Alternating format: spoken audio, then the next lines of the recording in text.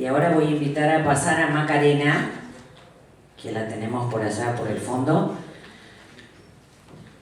Mientras voy contando, Macarena tiene a cargo el bloque de Service Level Agreement, donde dice nubes legales o un cielo permisivo. Veremos si están así. Un poco, uno de los temas de la mañana se tocó varias veces lo que eran los acuerdos, y Macarena lo va a hacer mucho más en profundidad desde el punto de vista legal. Macarena es abogada recibida en la Universidad Católica Argentina, especializada en Derecho, en Alta Tecnología y Asesoramiento Empresario. Participó en el posgrado de la carrera de abogados especialistas en Derecho en Alta Tecnología. Es ganadora del concurso internacional sobre responsabilidad civil de los buscadores de contenido en Internet de la Comisión de Derecho de la Alta Tecnología. Y damos vuelta a la página porque hay y nada más, pero mientras va cargando la presentación, entonces vamos charlando. Y es profesora e invitada en materias afines al derecho en tecnología en diferentes instituciones. Actualmente es socia de Carranza Torres Asociados a cargo del diseño de estrategias jurídicas y engagement. Con ustedes Macarena, ahora sí. Ahora.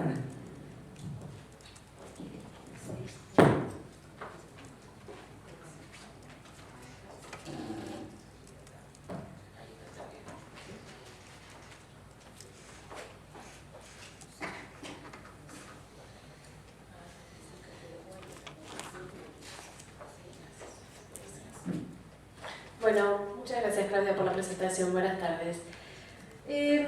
A mí me va a tocar hablar de la parte legal, de los aspectos legales que vemos los abogados, de aquellas cuestiones que tenemos que tener en cuenta en la nube. Con lo cual, todas las preguntas que voy a formular en este momento van a estar relacionadas con ¿qué vemos los abogados en la nube? Cristian habló hace un rato de los riesgos, de las contingencias.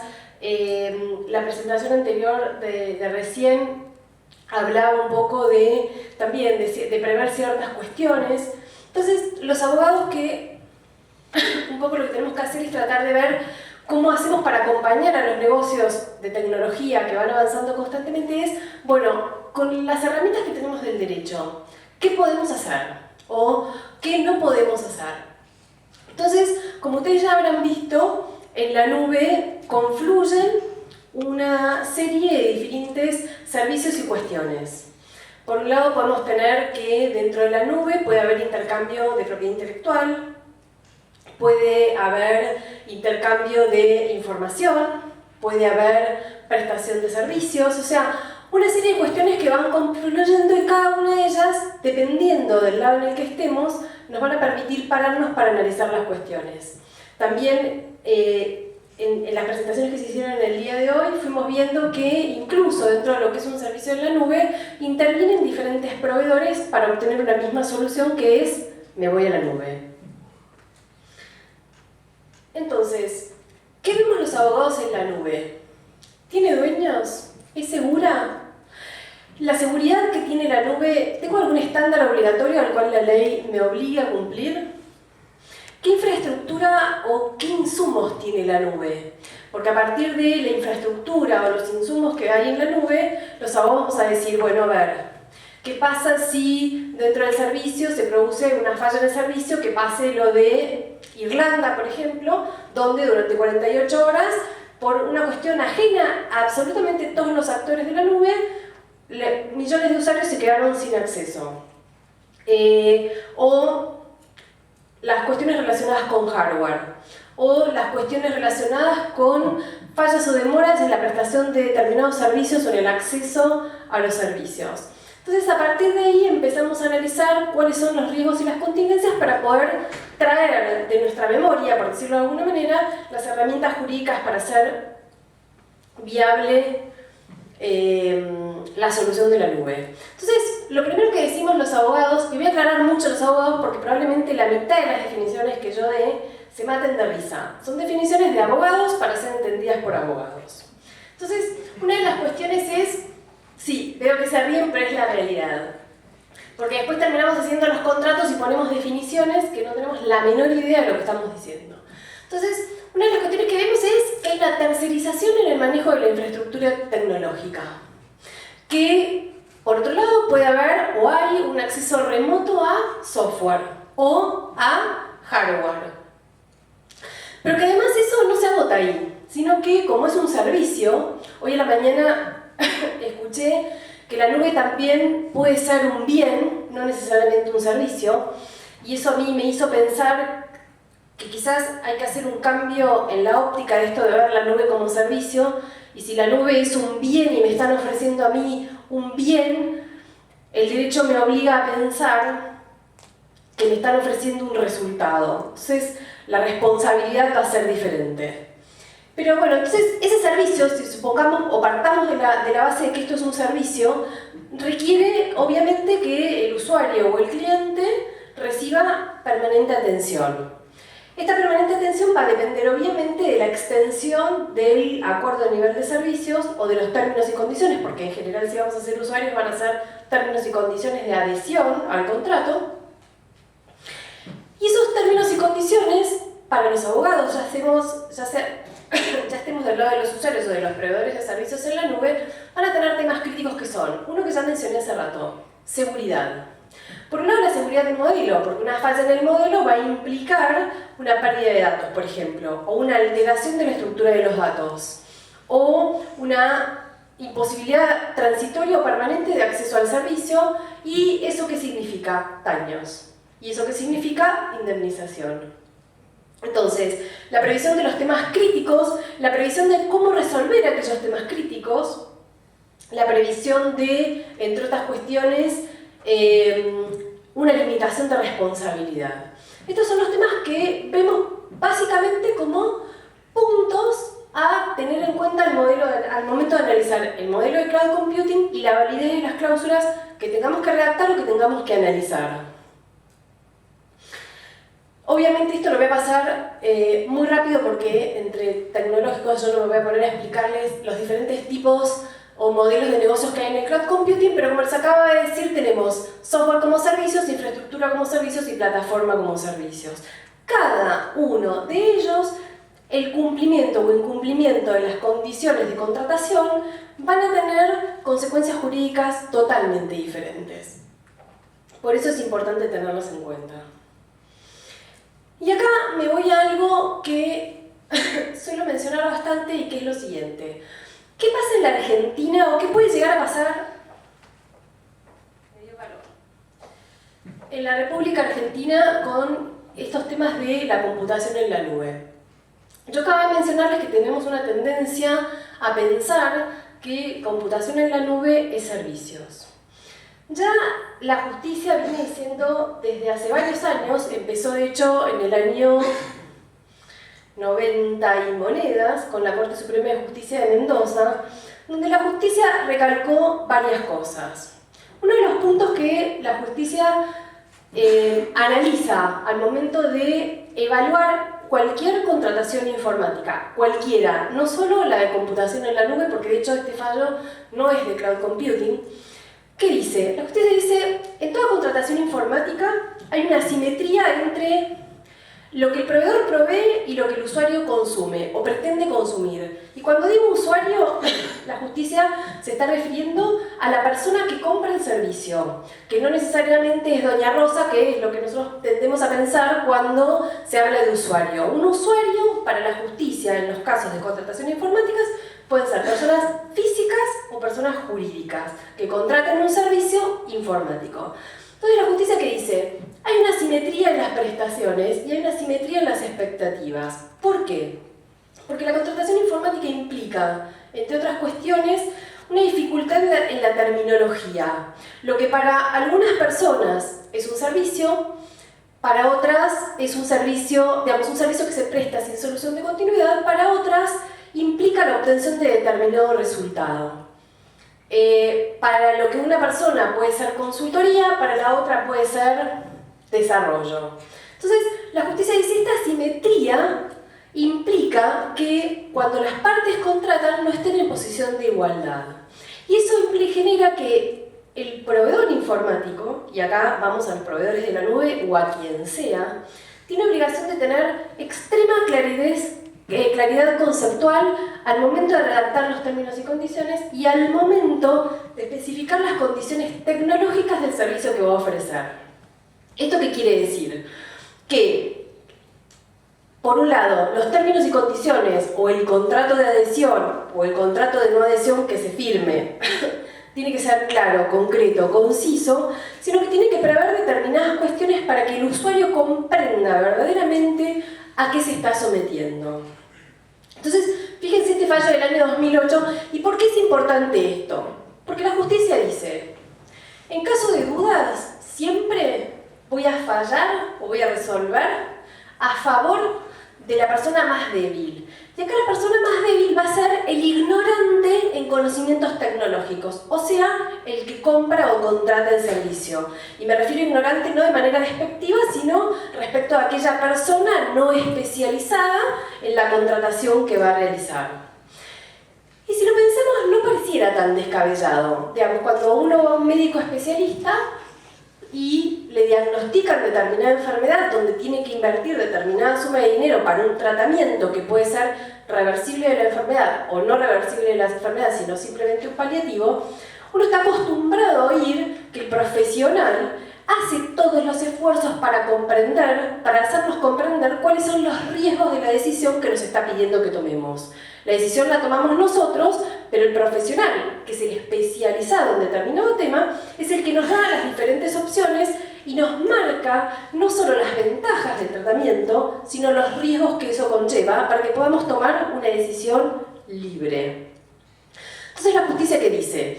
Si el usuario o el cliente no comprendió el alcance de la contratación, esa contratación podría estar viciada de nulidad. ¿Por qué? Porque uno de los principios básicos para que un contrato sea válido entre dos partes es que haya sido firmado en un ejercicio de la voluntad libre. Entonces, para que la voluntad haya sido manifestada sin ningún error, tiene que tener tres condiciones. Tiene que haber habido discernimiento, esto quiere decir que la persona entendió lo que estaba contratando. Intención, ¿qué quiere decir? Que entendió lo que estaba contratando y tiene intención de contratarlo. Si no lo entendió, pero tiene intención de contratar igual, hay una falla en el ejercicio de su decisión de contratar. Discernimiento, intención y voluntad. Y libertad, perdón.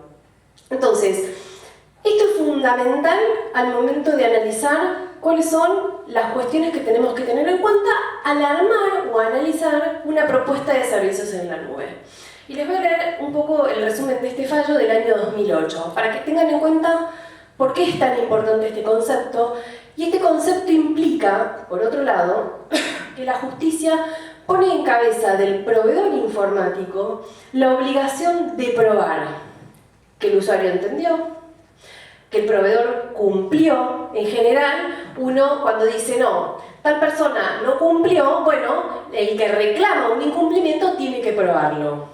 Esta tendencia jurisprudencial desde el año 90 y pico hasta 2008, y hay algunos fallos ya de este mismo año, dicen absolutamente todo lo contrario. El que tiene que probar que hizo las cosas como corresponde es el proveedor. Con lo cual, esta inversión de la carga de la prueba, que así llamamos los abogados a esto, genera en cabeza del proveedor informático una obligación de resguardar cierta información y de hacer las cosas con determinados deberes de cuidado. Y por otro lado, la justicia dice siempre en una contratación informática lo que se provee es un servicio pero que tiende a un resultado. Que no es lo mismo que una locación de servicios donde uno recibe o consume un servicio mensualmente con un nivel mínimo de prestación de servicios pero sin tener que asegurar un resultado. Entonces, esto me lleva a pensar a si la nube tiene que tener resultados. ¿Qué resultados un usuario puede esperar de la nube? ¿Cuáles son los niveles de incumplimiento o de caída del servicio o de disminución del servicio que se pueden aceptar y cómo los tengo que poner en un contrato de prestación de servicios en la nube? Otro de los puntos que es sumamente importante es el tema de prever, al momento de realizar una contratación en la nube, cuál es el impacto impositivo. Obviamente las empresas proveedoras de este tipo de servicios tienen realizado el análisis, pero si estamos del lado de ser un proveedor que nos vamos a integrar a un servicio en la nube o vamos a ser un consumidor de un servicio en la nube, este punto es importante, sobre todo si estamos contratando un servicio que viene desde afuera.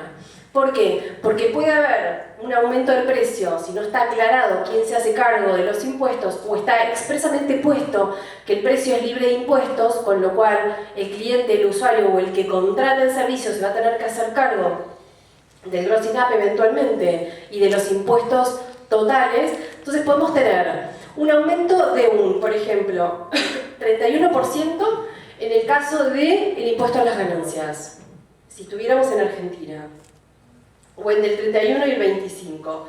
Y respecto al IVA, podríamos estar con una alícuota que nos incremente el precio en un 21%, y dependiendo del país, las alícuotas varían. Esto lo paso rápidamente porque es simplemente uno de los aspectos que los abogados tenemos mucho en cuenta. ¿Cuál es la carga impositiva de esta operación? Otro de los puntos que es importante, y obviamente muchos lo habrán oído últimamente con el caso Taringa, ¿existe responsabilidad en la nube por la violación de propiedad intelectual de terceros? ¿O qué pasa con la distribución, almacenamiento, reproducción de propiedad intelectual de terceros en la nube? Obviamente, como dijo Cristian, para parafrasearlo, depende. ¿Por qué? Porque va a depender de qué tipo de servicios haya contratado yo en la nube o esté prestando yo en la nube para ver si me cabe algún tipo de responsabilidad o ninguna. Taringa, si bien no es el modelo de la nube, sí implica que son servicios que están hosteados en algún lugar, es una plataforma donde los usuarios acceden, cargan, suben, bajan contenido, a veces propio, a veces de terceros, y tenemos un fallo penal que dice que los titulares de Taringa, por lo menos, están en condiciones de ser procesados penalmente por ser facilitadores de la violación de propiedad intelectual de terceros. Con lo cual, el tema de las responsabilidades y la naturaleza del servicio que se está prestando no es un tema menor si estamos situados en la República Argentina. Con esto no quiero decir que en la República Argentina no sean viables los servicios de computación en la nube, sino todo lo contrario. Un poco a qué quiero apuntar, a que hay que ver cada una de las cuestiones para preverlas, tomar las medidas de cuidado o asumir deberes de cuidado que correspondan, si es que corresponde, o directamente no asumir ninguno. Porque si estuviéramos en la República Argentina y un juez considerara que por el tipo de servicio o la naturaleza jurídica de nuestras prestaciones podríamos encuadrar dentro de un caso similar al de Taringa, piensen que la violación de la propiedad intelectual en nuestro país encuadra dentro de lo que sería una estafa. Entonces, da lo mismo estafar con cheques voladores que copiar propiedad intelectual de terceros. Obviamente con uno nos pescan más rápido, con el otro probablemente no tanto. Pero a los efectos jurídicos es exactamente lo mismo. Veamos ahora otro punto que es sumamente importante para la nube y que un poco me va a adelantar a alguna pregunta que hicieron hace un rato. La nube. En la República Argentina tenemos desde el año 2000 la Ley de Protección de Datos Personales.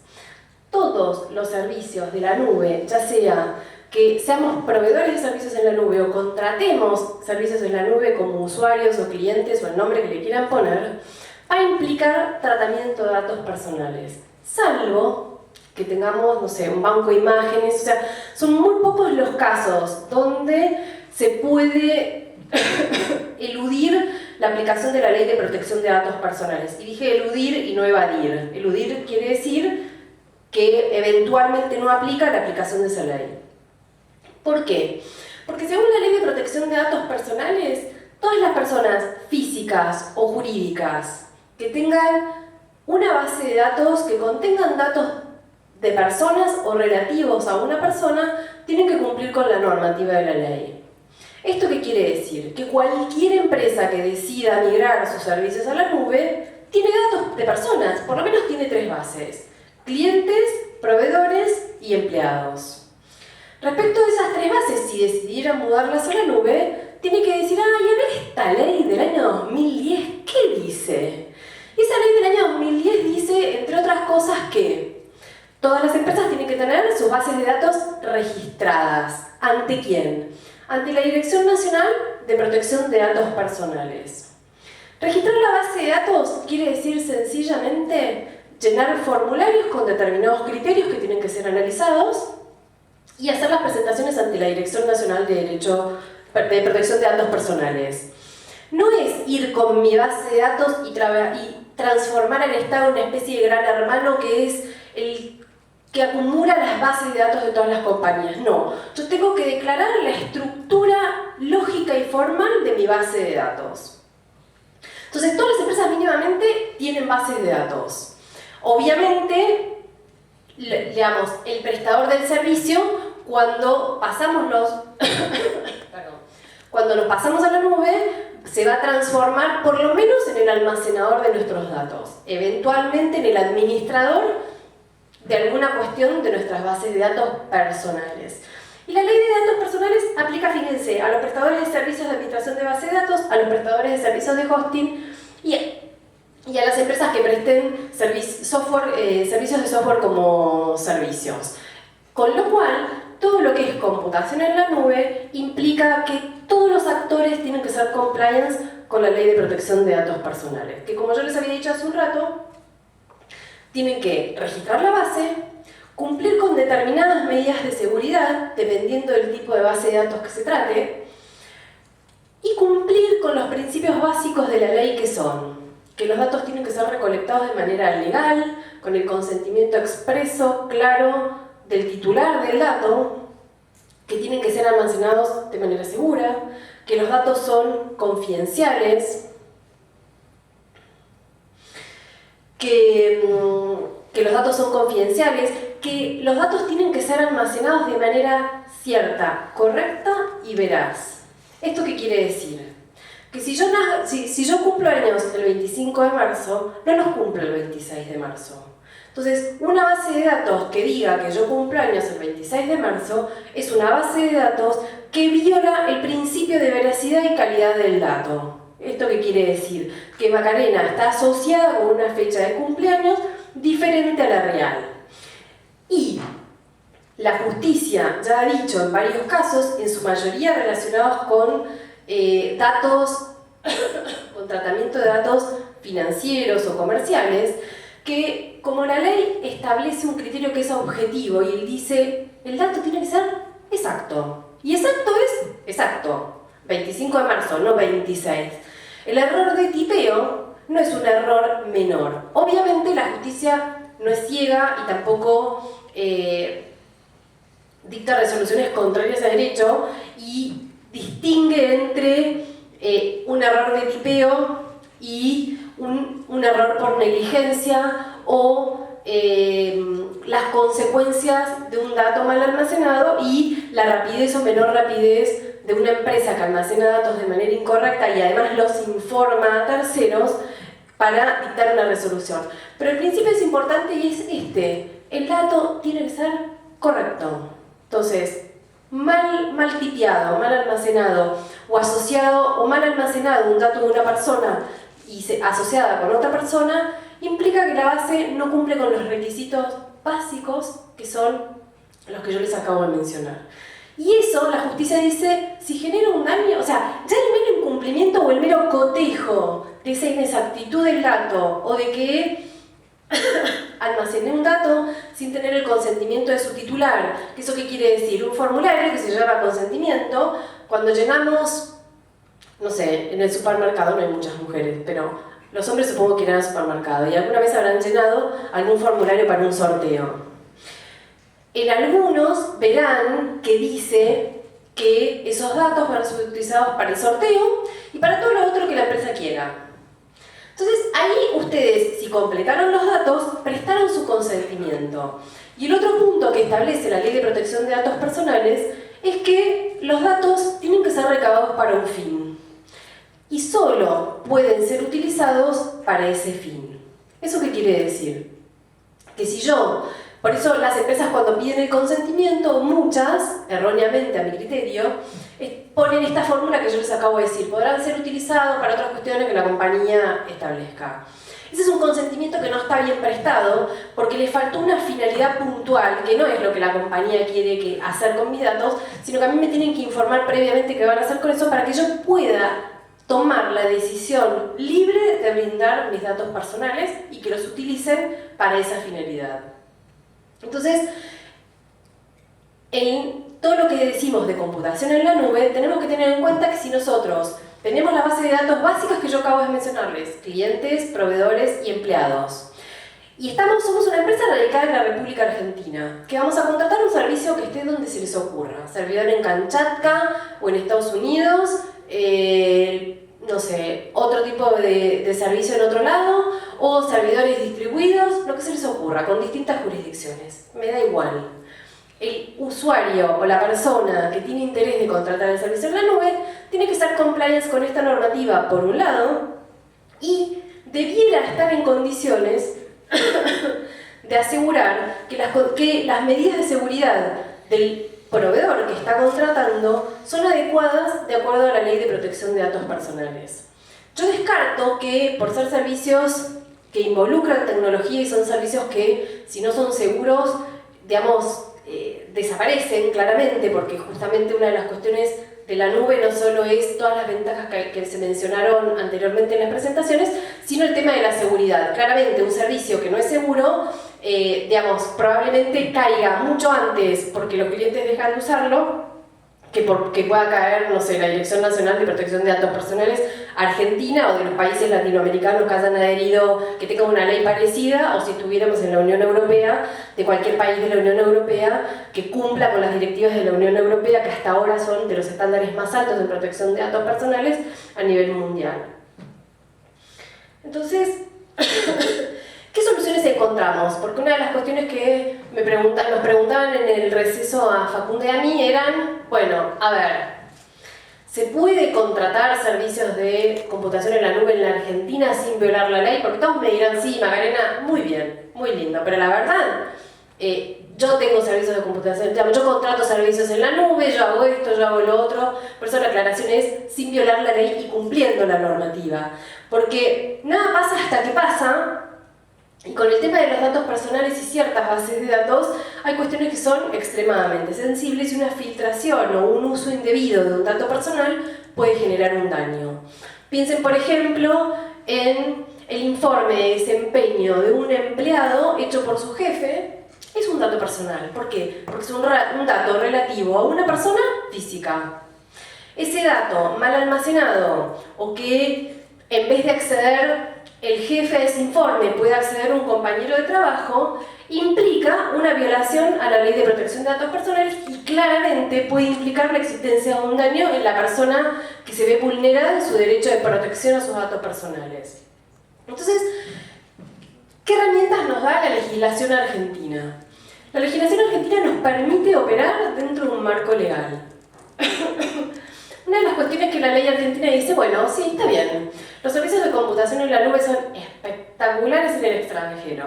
Te puedes ir al extranjero a contratarlos, puedes llevar tu base de datos, pero tenés que cumplir con ciertos requisitos. Uno de ellos es que el país de destino al cual estés mandando los datos, probablemente vos no lo sepas o tengas que pedirlo dependiendo de dónde vayas a almacenar la base de datos personales, es que tenga niveles adecuados de protección de datos personales de acuerdo a los estándares de la República Argentina. Si no los tuviere, la Dirección Nacional de Protección de Datos Personales ha establecido, pero para eso ya vamos a necesitar la conformidad del proveedor de servicios en la nube, que se puede registrar en la Dirección Nacional de Protección de Datos Personales este contrato de transferencia internacional de datos personales a los efectos de poder realizar la operación de manera legal. Ese contrato tiene que tener ciertos requisitos.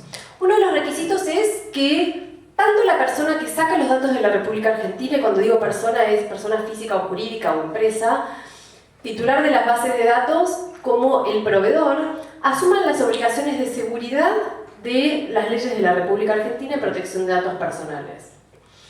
El otro punto es que la persona que va a recibir los datos como proveedor de servicios en la nube, porque en realidad el proveedor de los servicios no sabe qué está recibiendo, pero si una de las cuestiones que va a recibir son datos, bueno, tiene que aceptar cumplir con la normativa de la República Argentina, fijar un domicilio en la República Argentina. Si no lo fija, puede haber sanciones. Tiene que aceptar cumplir para el almacenamiento con todas las directivas de la ley y que yo les acabo de mencionar hace un rato. Con esas condiciones se puede hacer una transferencia internacional de datos, o sea, contratar un servicio en la nube, en cualquier lugar. ¿Por qué? Porque lo que estamos haciendo es sacar la ley argentina para obligar a alguien a cumplirla aún fuera del territorio de la República Argentina. Probablemente con determinados servicios sea complicado lograr este acuerdo, pero eventualmente se pueden buscar otras alternativas jurídicas que permitan operar en la nube sin infringir la ley.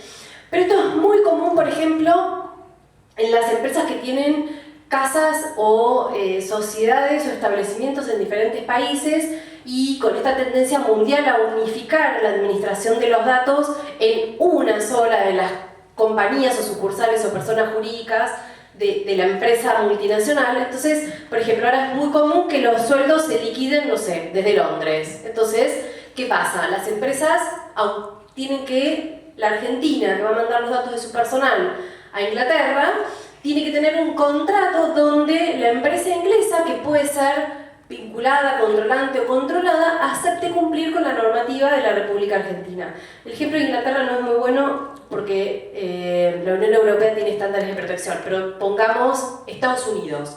Estados Unidos es uno de los países que está considerado que no tiene un nivel adecuado de protección de datos personales. Entonces, si hiciéramos esos contratos y buscáramos las herramientas jurídicas para poder operar y hacer esta transferencia internacional de datos en un marco legal que existe y se puede dar, entonces estaríamos cumpliendo con la ley. Porque las sanciones del incumplimiento de la ley de protección de datos personales, entre otras cosas, van desde multas hasta prohibición de utilizar esa base de datos. Yo no me imagino una empresa que la Dirección Nacional le prohíbe utilizar la base de datos de empleados, porque eso implicaría que no pueda pagar sueldos o liquidar determinadas cuestiones, pero sí me imagino imponiendo una sanción con una multa considerable si hubiera una infracción a la ley de protección de datos personales. Entonces, fíjense, la ley de protección de datos personales, si volvemos a lo del principio, afecta a todas las personas o empresas que consuman o provean servicios en la nube. Afecta a todas las personas o empresas que consuman o presten servicios de outsourcing. Si nosotros tenemos un contador que nos liquida los sueldos de toda la compañía, tenemos que cumplir con la ley de protección de datos personales porque yo estoy sacando los datos de mi empresa para dárselos a un tercero para determinada finalidad que me los va a devolver una vez que haya cumplido con esa finalidad. Y obviamente en todos los esquemas de centralización de datos. ¿Cuáles son las medidas de seguridad básicas? Y esto me parece que es importante pasarlo, pero pasarlo rápido, porque como yo les decía, los servicios de computación en la nube en sí mismos debieran significar seguridad, o sea, eficiencia, rapidez, comodidad, todo lo que dijeron, pero básicamente es seguridad, con lo cual, más allá de digamos, de que está puesto en la ley, el servicio en sí mismo es seguro, pero la seguridad de la ley de protección de datos personales va dirigida básicamente a la seguridad de la confidencialidad de los datos, en el acceso restringido a los datos y en esto que yo les acababa de decir de que los datos estén almacenados de manera correcta. ¿Por qué? Porque tenemos, no se olviden, la ley de delitos informáticos o la reforma del Código Penal del año 2008, que entre otras cosas dice que es delito el acceso indebido a un sistema o un dato informático. Si yo no cumplí con las medidas de seguridad de la ley y alguien entra a mi base de datos y se hace un carnaval, probablemente no responda yo por la ley de delitos informáticos, pero como fui negligente en el cumplimiento de una medida, responda por daños.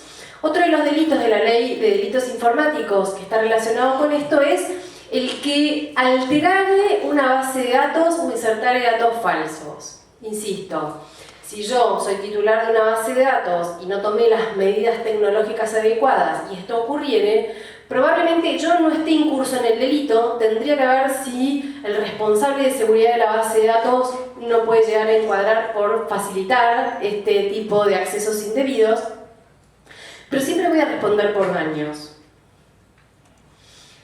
Otro de los puntos que los abogados vemos en todo lo que son servicios de software y servicios en la nube es, y esto es muy común oírlo en las empresas que prestan servicios de soporte o hosting o lo que fuere.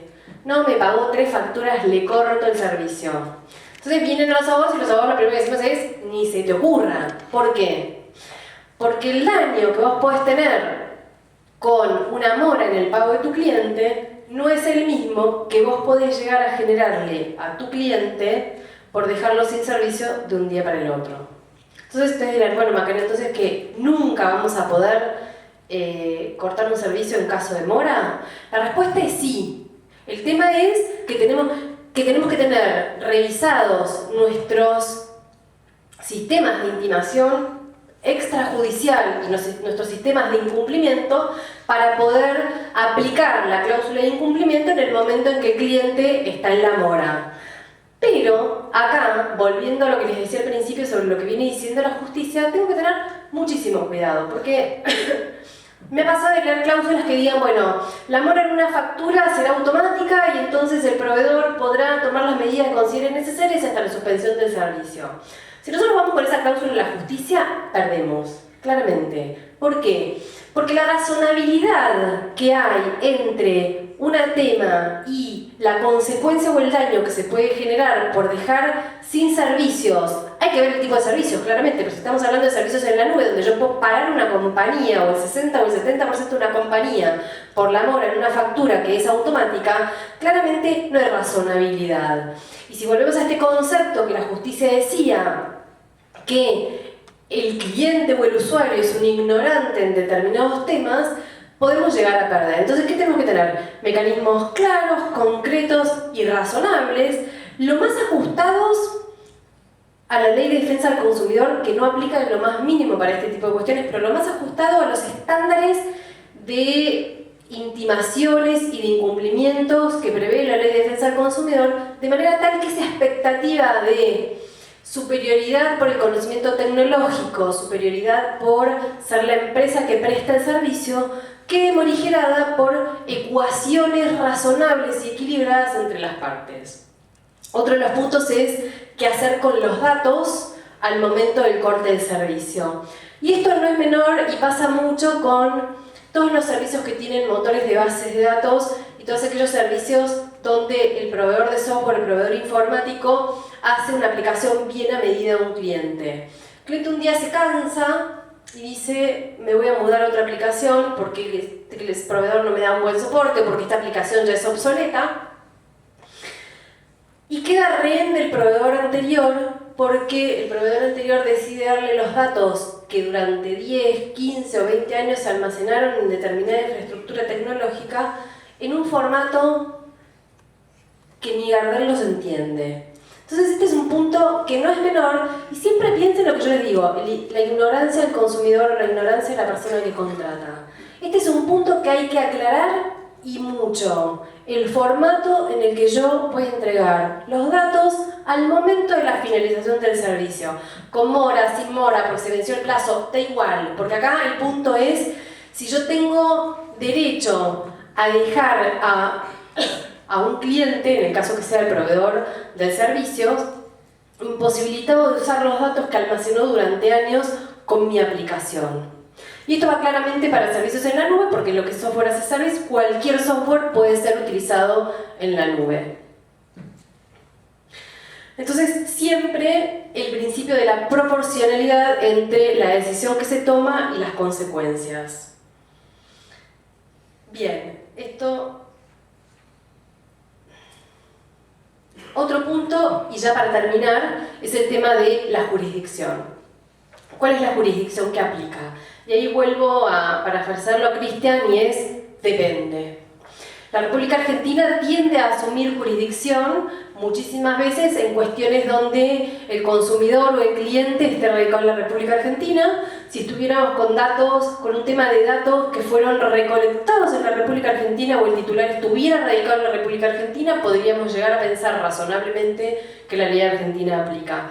Pero si no, tenemos que analizar bien, claramente, cuáles son los diferentes actores que yo les hablaba al principio, cuál es la infraestructura, cuáles son los insumos y dónde está, por dónde va a pasar el reclamo a los efectos de determinar cuál es la ley aplicable. Porque puedo tener la Ley de Defensa del Consumidor que dice que cada consumidor puede reclamar en la República Argentina.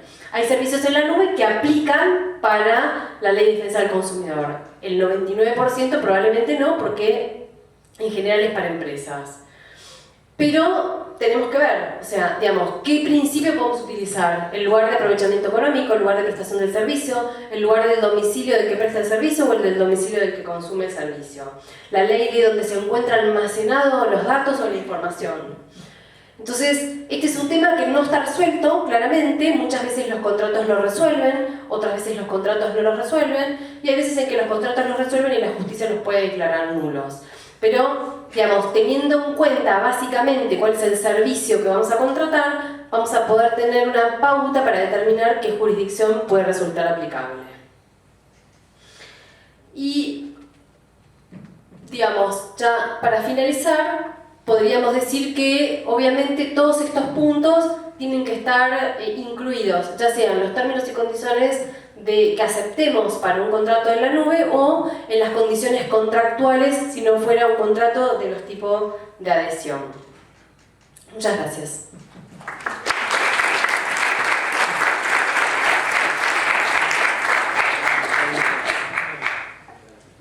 ¿Alguno tiene preguntas? Una pregunta, porque estamos pasados de tiempo. Perdón, me extralimité. No, es que hay una o dos nada más. Gracias.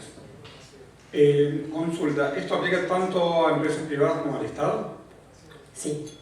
Lo que pasa es que las empresas, el Estado Nacional, le aplican ciertas directivas de la Dirección Nacional de Protección de Datos Personales, pero no todas. Pero el Estado tiene obligación, sí, totalmente, de pedirte el consentimiento. Lo que pasa es que te lo pide de manera diferente a la que vos llenaréis un formulario en un supermercado, pero tiene que cumplir con los principios de veracidad, exactitud y todo lo que se te ocurra.